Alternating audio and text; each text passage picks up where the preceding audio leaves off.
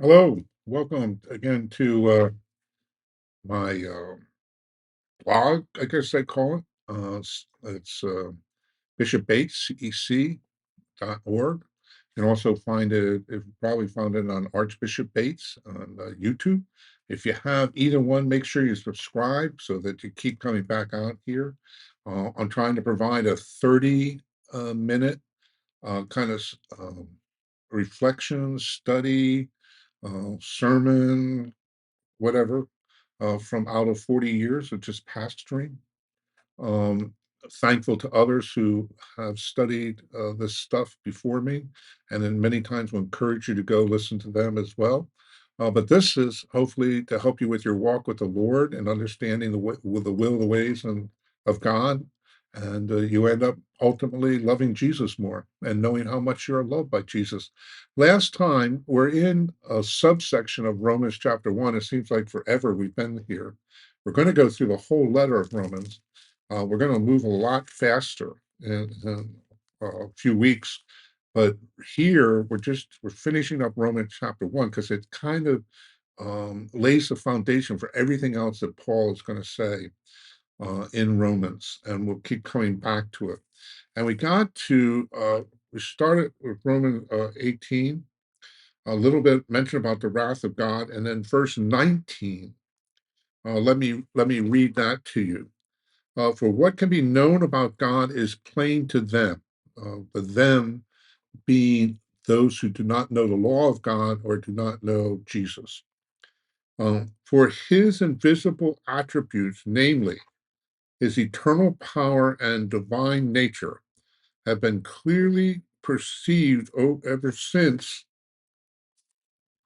um, the creation of the world and the things that have been made, so they are without excuse.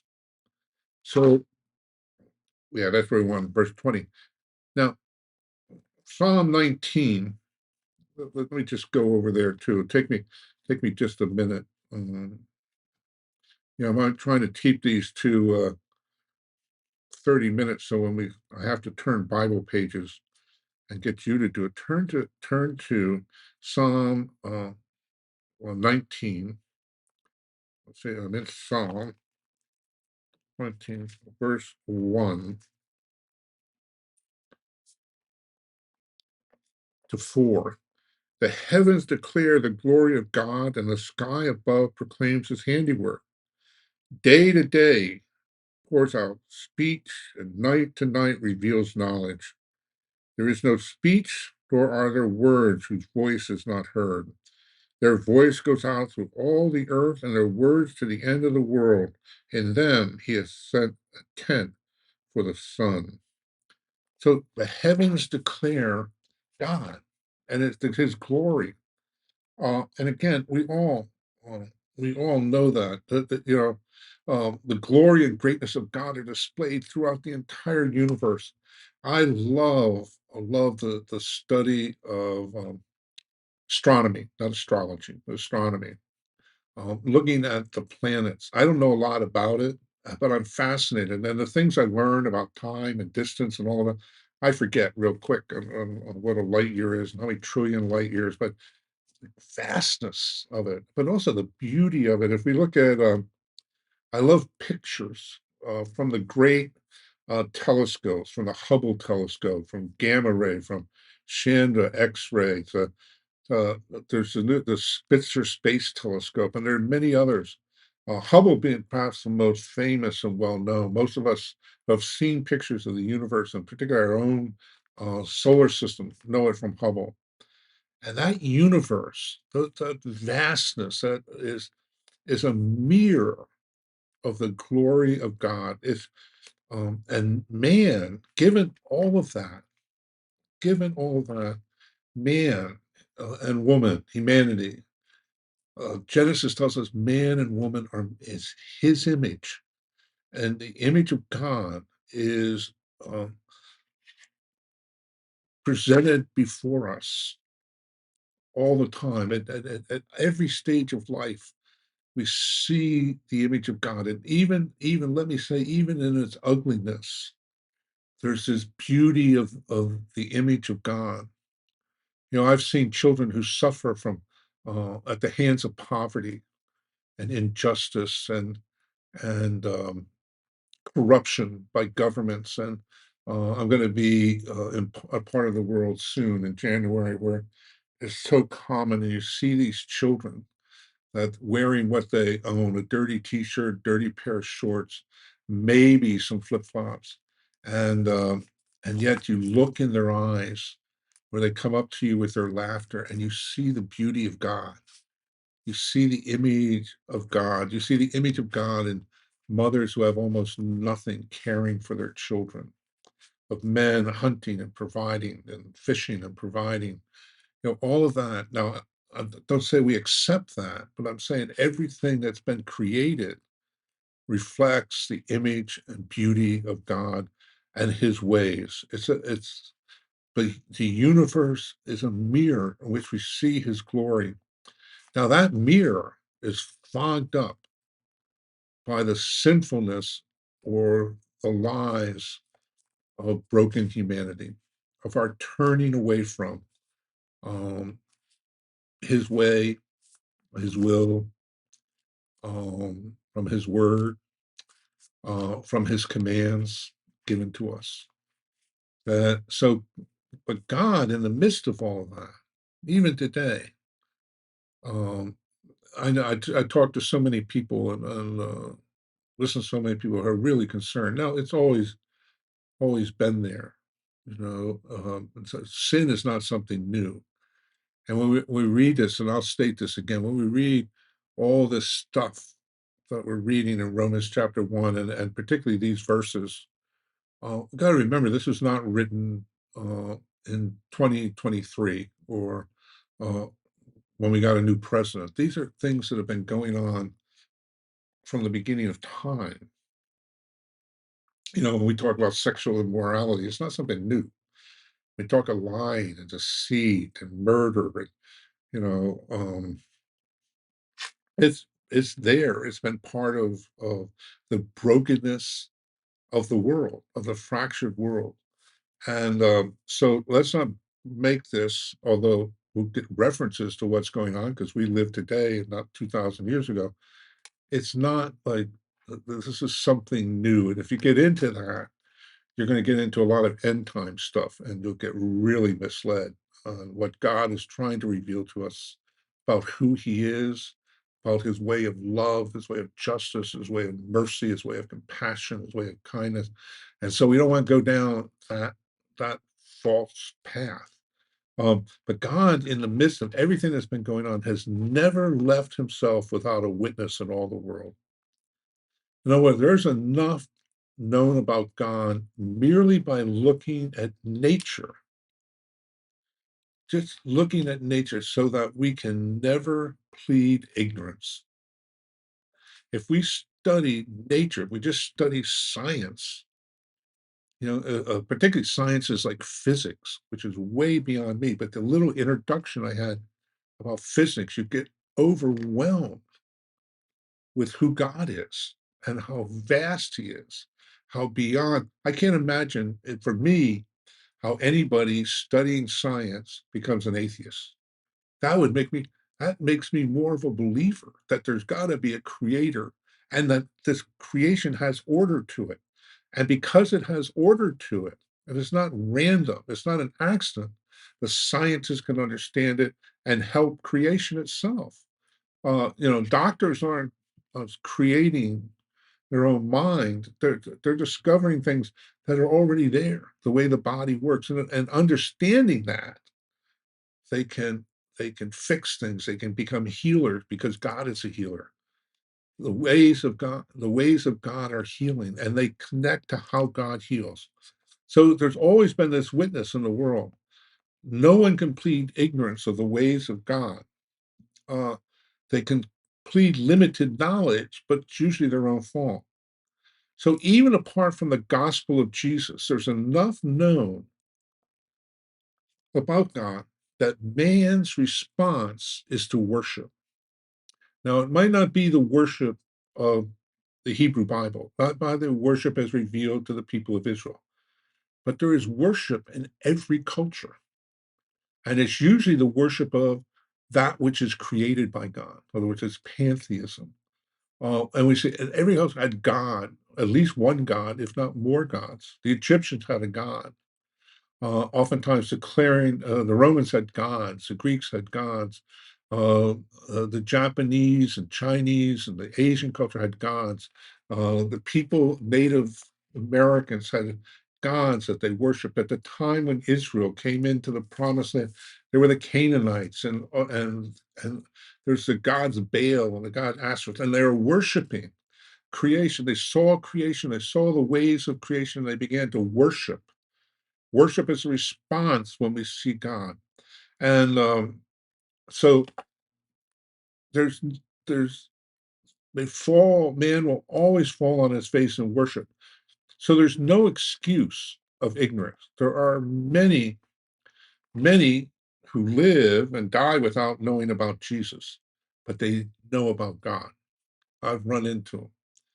So man is judged by what he knows and what he does with what he knows, responsible for the knowledge that he has.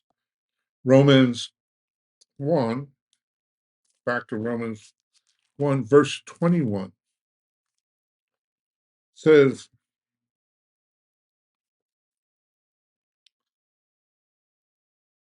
"For although they knew God, they did not honor him as God or give thanks to him, but they became futile in their thinking, and their foolish hearts were darkened."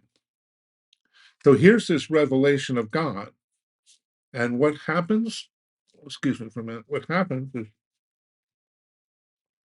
even though they knew God and they knew all the stuff that was being revealed and that there was a God and how great he was, all the people who look at sunsets and say, oh, there's got to be a God, or look at the ocean, or look at nature, look at whatever they look at, and God is revealing himself because God is seeking us. God is seeking every person. God's doing the seeking. He wants to reveal himself. But for although they knew whatever they knew about God, they did not honor him as God or give thanks to them, but they became futile. I love that word in their thinking, and their foolish hearts were darkened. And so they turned away from him. They turned away from to turn away from the person of God. Now, remember, Jesus said, I'm the way, the truth, and the life. So when they turn away from the ways of God, they're turning away from God. Okay? When they turn away from truth, they're turning away from God and embracing a lie. When they turn away from life and all its beauty and all its glory and embrace death, culture of death is being embraced in our culture in America as freedom.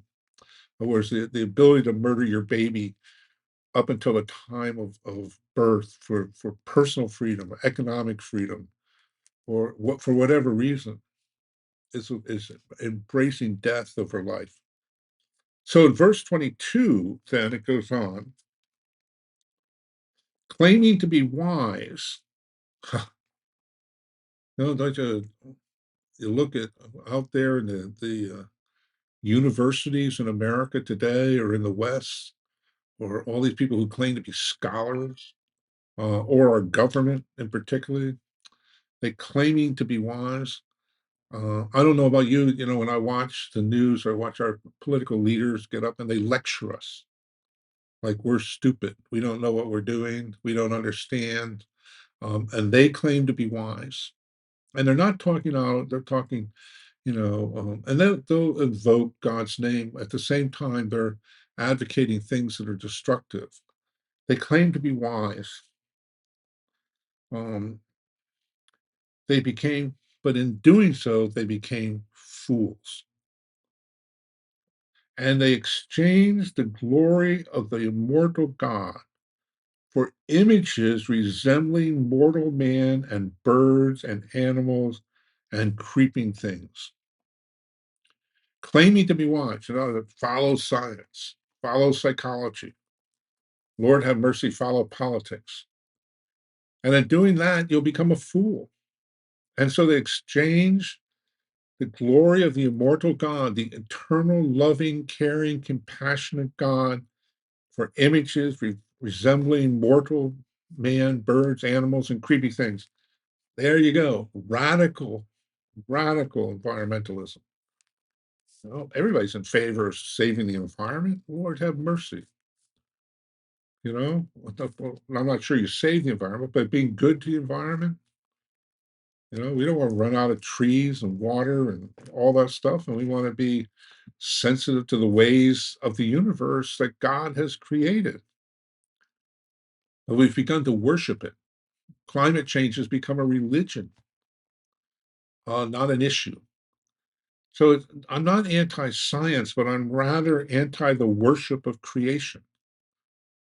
You know, somehow that we can control creation because humanity's the highest level.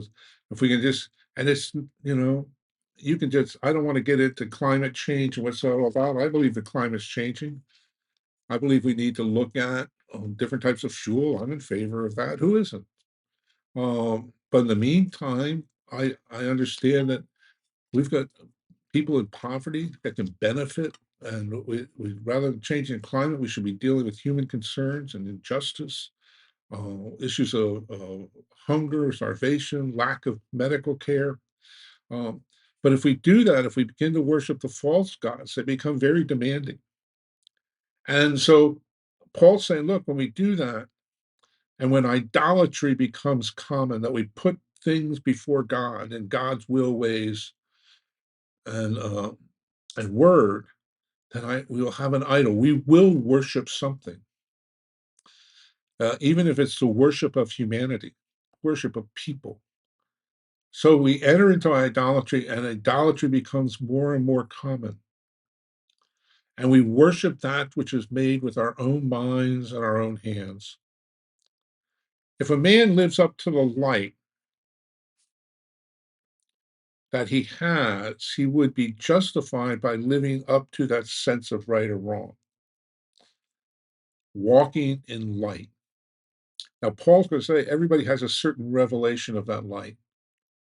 Most people agree you don't murder, you don't steal, you don't commit adultery, all those things. And if you walk in that, you'll be measured by that. Light is the way of God. God, remember, God is light. There's no darkness in God. And Paul suggests that if a man lives up to that light, as he understands it, he would have no need of a savior. So um,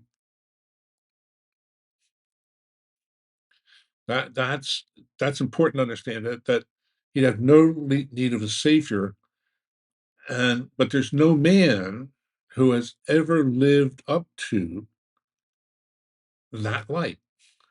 All of sin, Paul's going to go on basically after that, and fallen short of the glory of God. All of sin and fallen short. Everybody's missed the mark, not only of what God requires. Come on, I can relate to this, but even my expectations of myself, of what's been revealed to me before I ever understood the fullness of the gospel. I mean, I didn't live up to what my expectations, and I faced the consequences of a lot of that. So there's never been found, Paul is saying in Romans, and I believe it's true, a race of men and women who do not know right from wrong or a sense of it.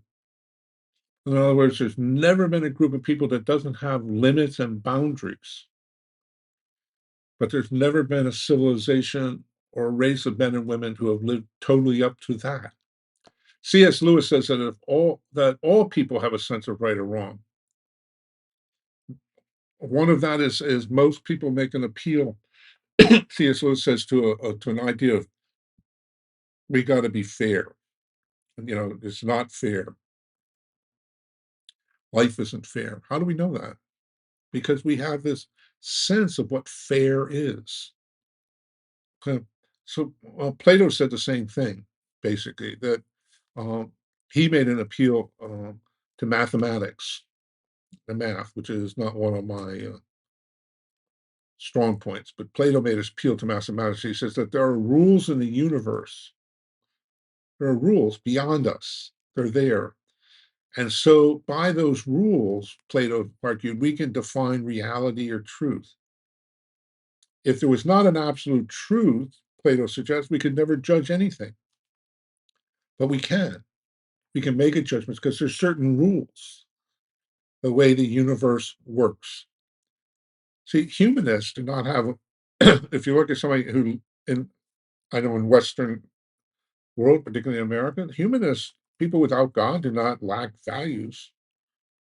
They're constantly talking about tolerance, about fairness, about equity, about liberation, even about love, the right to love. And I agree with a lot of those. I think they're revealed by God. God is a tolerant God. God is in favor. I think God's in favor of diversity. He made diversity. God made things to be diverse. God is fair. God is in favor of equality. Certainly liberation from bondages. Those aren't new values. And if you look at the world is always making what was called virtue signaling based on those values. Who are the good people? Who are the bad people? I think one of the problems in modern day politics in America is that we've made everything into good and evil. So there's not a discussion of policy. And we judge our leaders based on this humanistic moral standard, declaring one evil and one good, also almost messianic. And we use messianic language in our political discussions. And it's not about salvation. It's about what kind of policies can create that which is good, that which is fair, that which is tolerant, that which is equitable, that which all those things. How do we create that? And everybody's in favor of doing that. Um, hence, see, there's always this because of this moral standard without God. There's this constant labeling: racist, sexist, bigot, misogynist. And though people claim to be non-judgmental, they're actually being very judgmental based on the standards as they understand them having been revealed just around us in life.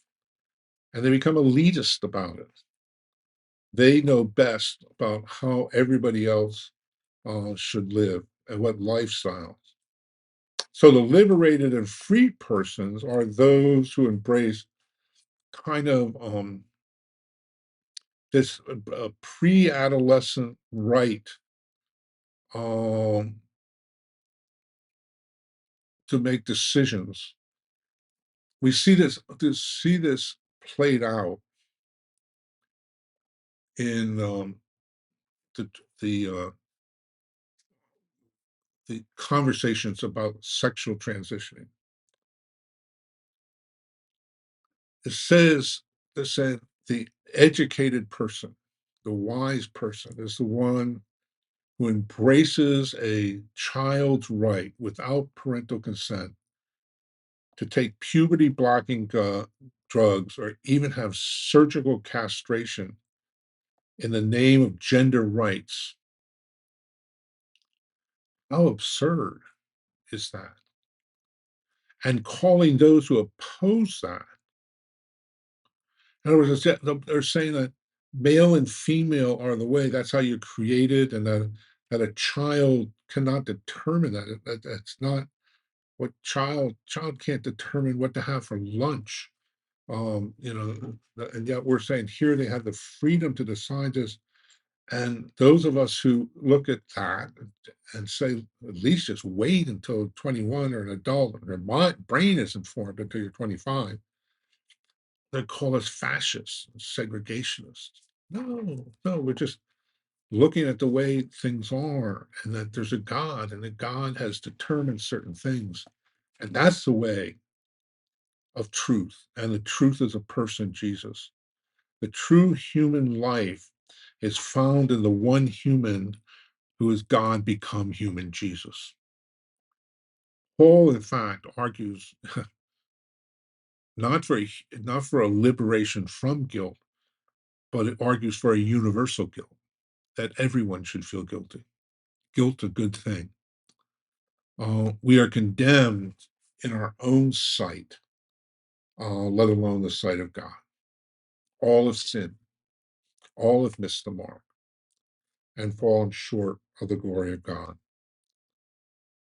And the consequence of knowing God, the more we know Him, is to honor Him or worship Him. If you truly know God, you worship God. And because of this denial of God, this looking into their own minds, into their own ways, it says in Romans they become futile in their thinking. Ephesians chapter 4, verse 17. You have time to turn there. Ephesians chapter 4, verse 17. And I'll go there because I want to read this. I love Ephesians. It's not that far to the right. He says, all right, now this I say and testify in the Lord, that you must no longer walk as the Gentiles do in the futility of their minds. They are darkened. Remember that theme of light and dark in their understanding, alienated from the life of God, the word, the will, and the ways of God, because of the ignorance that is in them due to the hardness of their heart. What a hardness of their heart to the ways of God. Hardness of heart, Paul says, produces ignorance. And we step into darkness, our hearts harden, and we obtain a sort of spiritual blindness to the things around us. I think it's the reason Jesus went around all the time opening eyes. And I'm including my eyes, your eyes, the eyes of everybody. There are those who are blind, like the man born blind, but we're all blind. And as we hear God's voice, we turn and we look, and our eyes are open like the men on the road to Emmaus who once didn't recognize Jesus, but now they recognize him. Their eyes were opened in the breaking of the bread. But prior to that, we've developed a spiritual ignorance so that we are numb to the real ways of God. If you sin long enough, if you fall short and begin to embrace that as okay, your conscience no longer bothers you. In fact, it'll appeal right to you. You become insensitive to the wrong and can actually justify things that are not God. And boy, that's happening all around us today, everywhere around the world.